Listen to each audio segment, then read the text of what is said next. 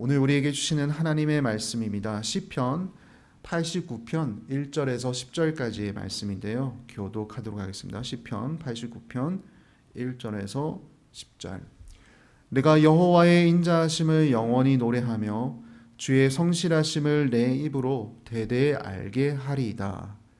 내가 말하기를 인자하심을 영원히 세우시며 주의 성실하심을 하늘에서 견고히 하시리라 하였나이다.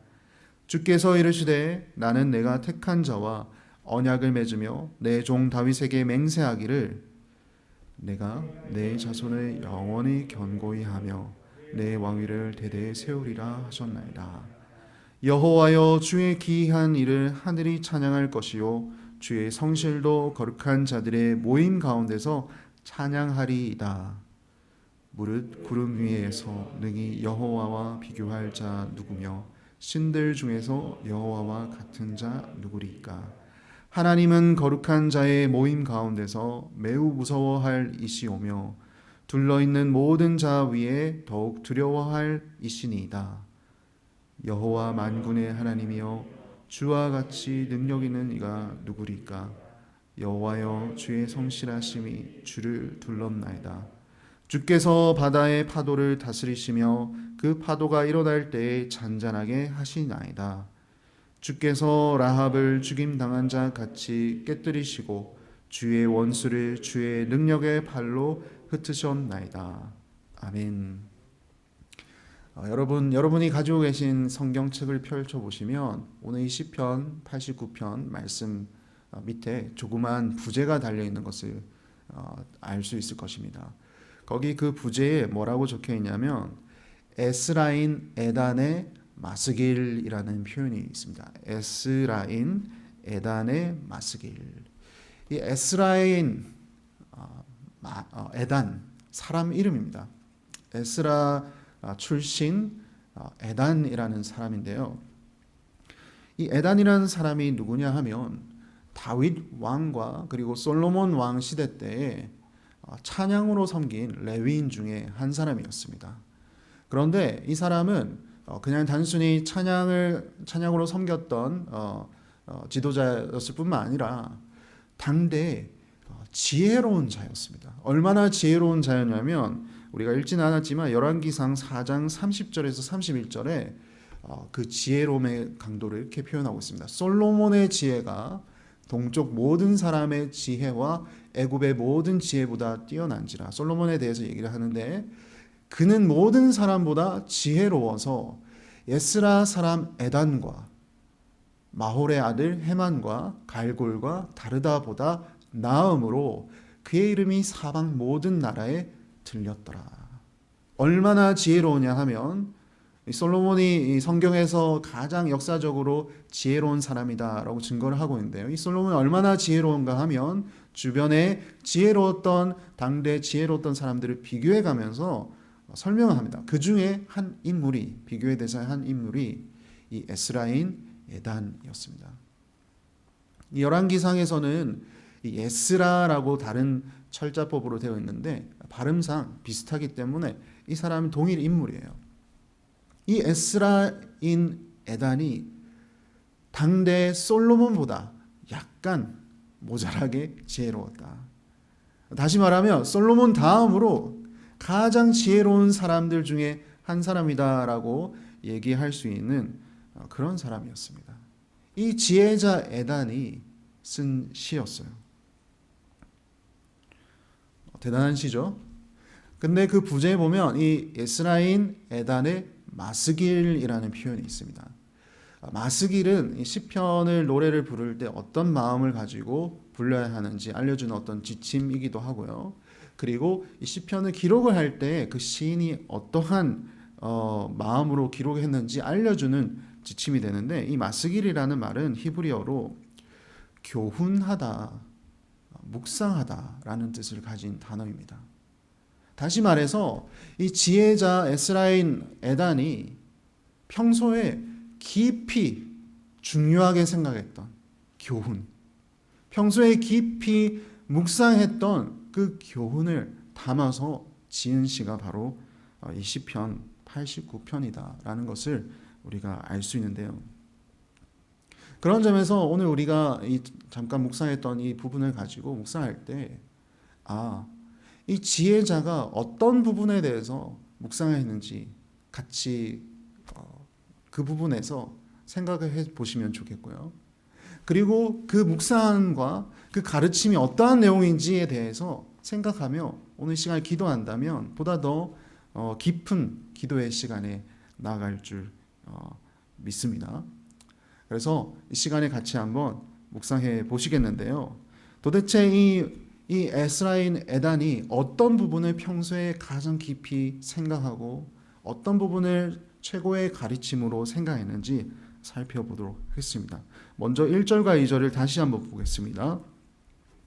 내가 여호와의 인자하심을 영원히 노래하며 주의 성실하심을 내 입으로 대대 알게 하리다. 내가 말하기를 인자하심을 영원히 세우시며 주의 성실하심을 하늘에서 견고히 하시리라 하였나이다. 이 지혜자 에스라인 에단이 그가 평생토록 깊이 묵상하고 평생토록 가르쳐왔던 배워왔던 그 메시지가 뭐냐면 여호와의 인자하심과 여호와의 성실하심이다 라고 고백하고 있습니다.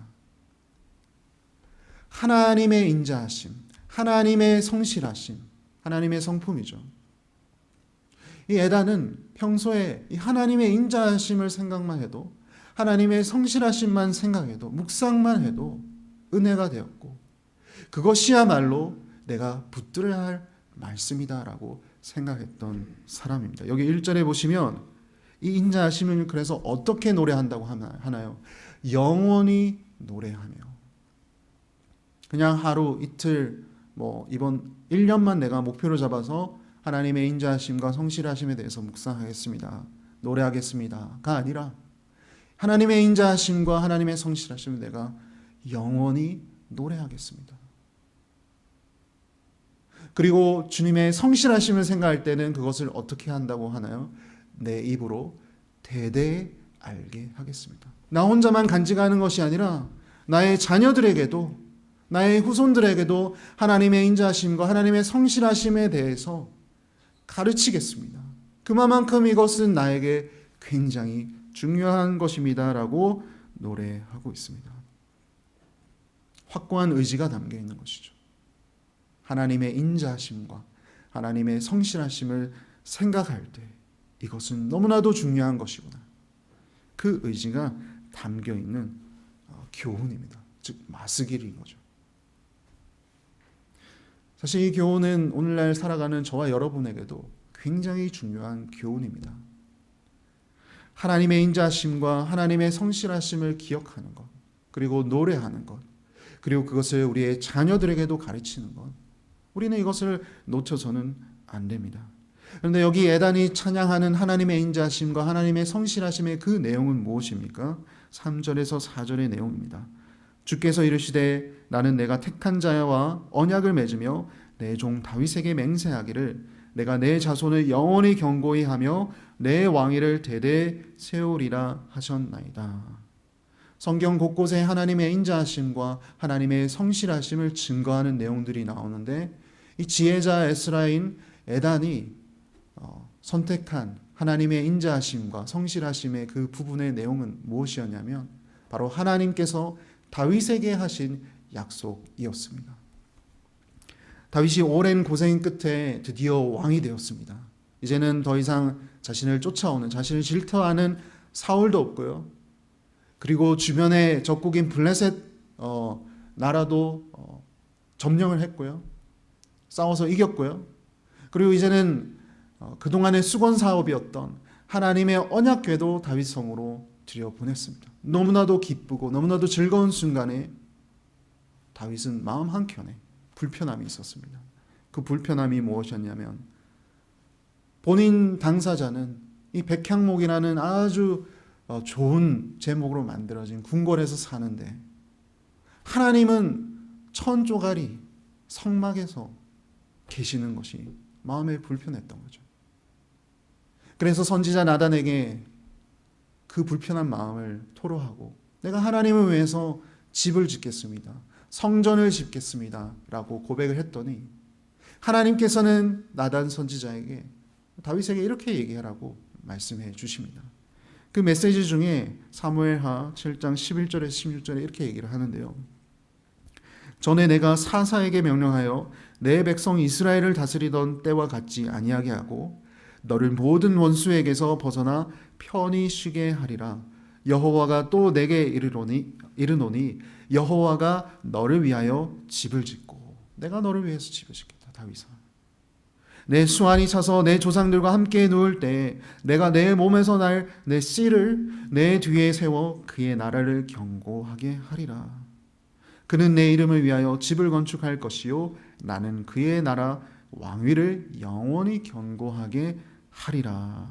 16절에 보시면 내 집과 내 나라가 내 앞에서 영원히 보존되고 내 왕위가 영원히 견고하리라 하셨다 하라. 다윗아, 너의 마음은 귀하다. 하지만 지금은 때가 아니야. 너는 나를 위해서 집을 지을 사람이 아니라 너의 자녀가, 너의 후손이 나를 위해서 집을 지어줄 것이라. 하나님께서 그렇게 얘기를 하시면서 16절에 내 집과 내 나라가 내 앞에서 영원히 보존되고 내 왕위가 영원히 견고하리라. 오늘 시편 89편 4절의 말씀과 동일합니다. 하나님께서는 그냥 단순히 다윗 너의 나라와 너의 후손을 내가 견고하게 지켜주겠다라고 말씀하신 것이 아니라 여기도 영원히 견고하게 하겠다. 여기 영원히 견고하겠다라고 하니까 이제는 이스라엘 백성들은 절대 무너지지 않겠구나. 물리적인 이 이스라엘이라는 나라는 결코 멸망하지 않겠구나라고 오해하실 수 있지만 역사적으로 되짚어 보면 사실 그러지 않았죠. 이스라엘은 멸망합니다. 그리고 어찌 보면 이 시를 처음 불렀던 당대 후손들도 이미 그 역사들을 통해서 수많은 열왕의 그 행사들이 모두 다 하나님만을 따랐던 것이 아니라 때로는 불수종했고 때로는 하나님 보시기에 너무나도 악행을 저질렀던 그것을 기억하며 이 노래를 보았을 것입니다. 그렇기 때문에 이스라엘 나라가 영원히, 물리적인 이 나라가 영원히 견고하겠다라는 뜻으로 이해한 것이 아니라 어떻게 이해했냐면 하나님께서 한 사람을 보내셔서 그 사람이 왕이 되어서 이 이스라엘 하나님의 백성을 영원히 견고하겠다라는 메시지로 받아들였습니다. 바로 메시아에 대한 이야기를 하고 있는 것이죠. 다윗의 후손으로 오게 될 이 메시아, 그 메시아를 통해서 내가 이 나라를 견고하게 해주겠다라는 하나님의 약속, 그 약속은 이루어집니다. 이루어졌습니다. 하지만 당대에 이 노래를 불렀던 사람들은 그 메시아를 기다리며 하나님의 예전부터 행하셨던 그 인자하심과 성실하심을 믿으며 이 노래를 불렀던 것이죠.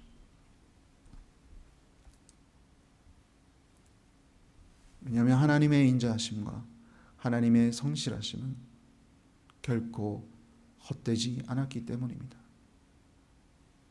비록 힘들고 어렵고 안 좋은 상황 속에서도 에스라 에단 이 사람은 하나님의 인자하심과 하나님의 성실하심을 반드시 이루어 주실 하나님의 약속이라고 굳건하게 믿고 그는 하나님을 노래를 하고 있었습니다.